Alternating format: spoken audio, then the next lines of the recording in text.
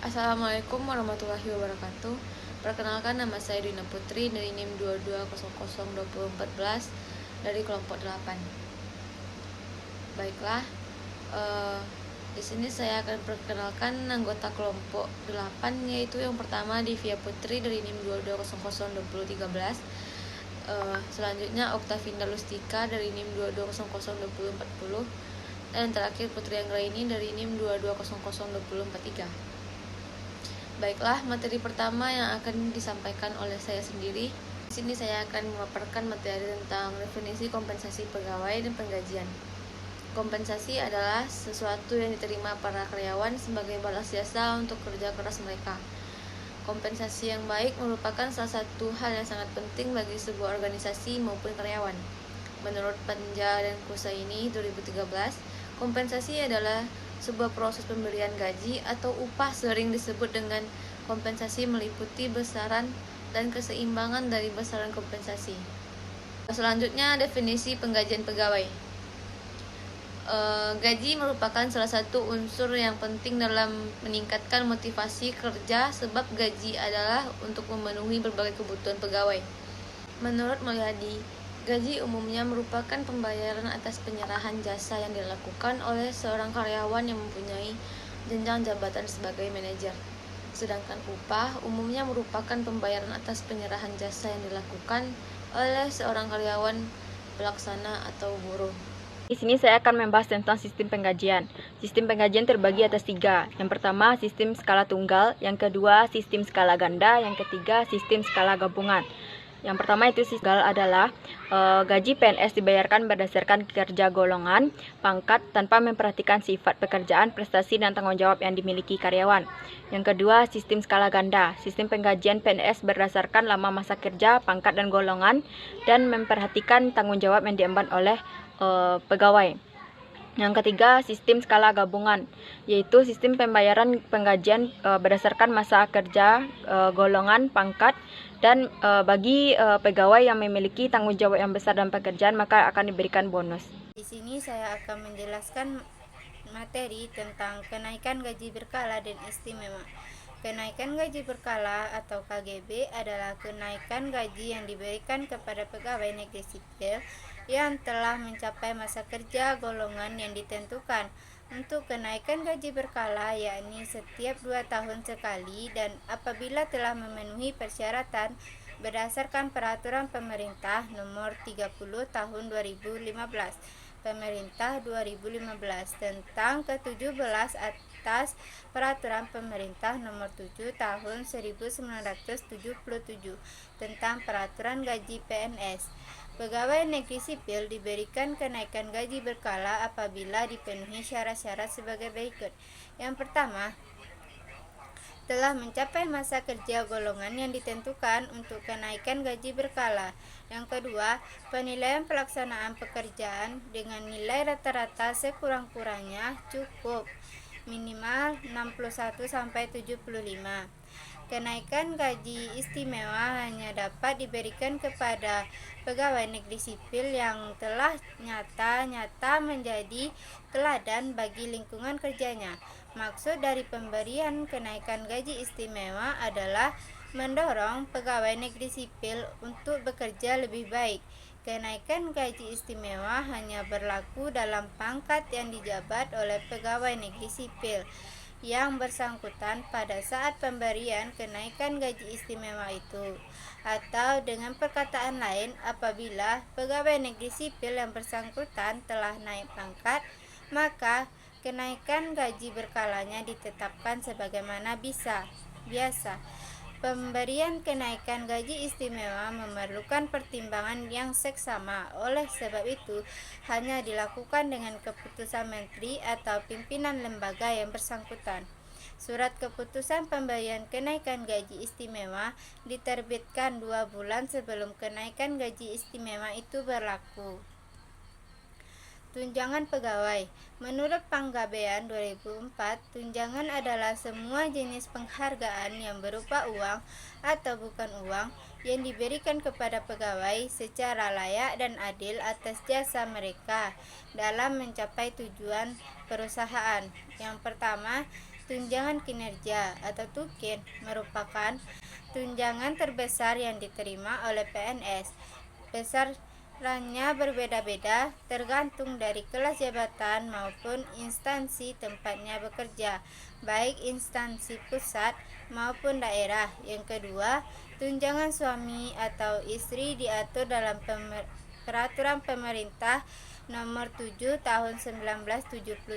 Dalam peraturan tersebut disebutkan bahwa PNS yang memiliki suami atau istri berhak menerima tunjangan suami atau istri sebesar 5% dari gaji pokoknya. Apabila suami dan istri sama-sama berprofesi sebagai PNS, maka tunjangan hanya akan diberikan kepada salah satunya yang memiliki gaji pokok paling tinggi di antara keduanya. Yang ketiga, tunjangan anak PNS juga diatur dalam Peraturan Perundang-undangan Nomor 7 Tahun 1977. Besaran tunjangan anak ditetapkan 2% dari gaji pokok untuk setiap anak, dengan batasan hanya berlaku untuk 3 orang anak. Adapun syarat untuk mendapatkan tunjangan anak yaitu anak PNS berumur kurang dari 18 tahun, belum pernah kawin, tidak memiliki penghasilan sendiri, dan benar menjadi tanggungan PNS. Yang keempat, tunjangan makan PNS diatur dalam Peraturan Menteri Keuangan atau PMK Nomor 32 PMK 02/2018 tentang standar biaya masukan tahun anggaran 2019. Di dalam aturan tersebut dijelaskan golongan 1 dan 2 mendapat uang makan sebesar 35.000 per hari, golongan 3 sebesar 37.000 per hari, dan golongan 4 sebesar 41.000 per hari. Yang kelima, tunjangan jabatan diberikan untuk PNS yang menduduki posisi tertentu dalam jenjang jabatan struktural karir PNS.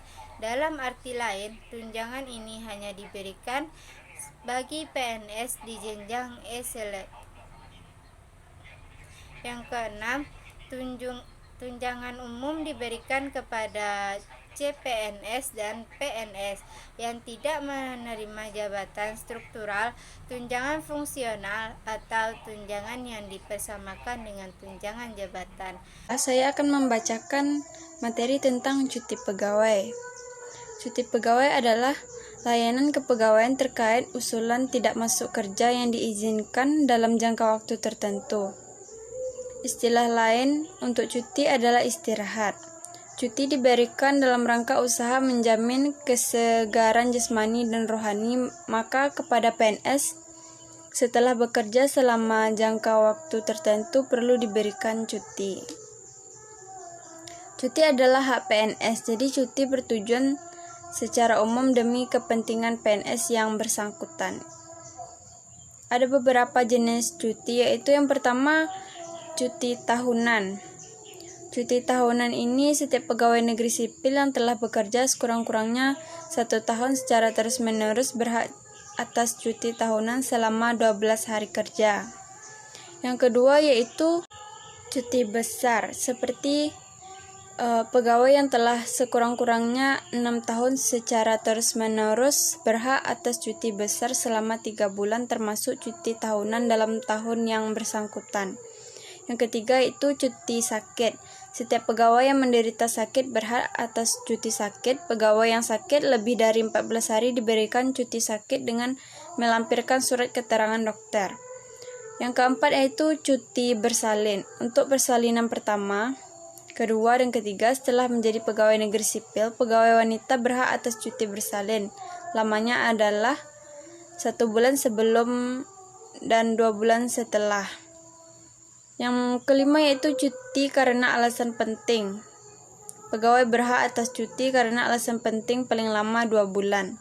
Yang keenam yaitu cuti di luar tanggungan negara. Pegawai yang telah bekerja sekurang-kurangnya 5 tahun secara terus-menerus karena alasan yang mendesak. Umpamanya, mengikuti suami tugas ke luar negeri dapat diberikan cuti di luar tanggungan negara paling lama 3 tahun dan dapat diperpanjang 1 tahun apabila ada alasan yang dapat dipertanggungjawabkan. Materi selanjutnya itu perlindungan dana pemeliharaan kesejahteraan pegawai. Landasan hukum PP nomor 11 tahun 1963 tentang dana kesejahteraan pegawai negeri. Menurut Muekijat 1999 nomor 23, kesejahteraan pegawai dapat disebut juga program-program benefit dan yang lainnya, menekankan kepada biaya-biaya dan menyebutnya daftar pembayaran uang yang diberikan kepada pegawai. Kesejahteraan dapat dipandang sebagai uang bantuan lebih lanjut kepada pegawai, terutama pembayaran kepada mereka yang sakit, uang bantuan untuk tabungan pegawai. Pembagian berupa saham, asuransi, perawatan di rumah sakit, dan pensiun. Pentingnya kesejahteraan diberikan kepada pegawai dalam rangka meningkatkan disiplin kerja pegawai yang dikemukakan oleh Hasibuan tahun 2007 nomor 185, bahwa pemberian kesejahteraan akan menciptakan ketenangan, semangat kerja, dedikasi disiplin terhadap perusahaan, sehingga labor turnover relatif rendah. Dengan tingkat kesejahteraan yang cukup, maka mereka akan lebih tenang dan nyaman dalam melaksanakan tugas-tugasnya.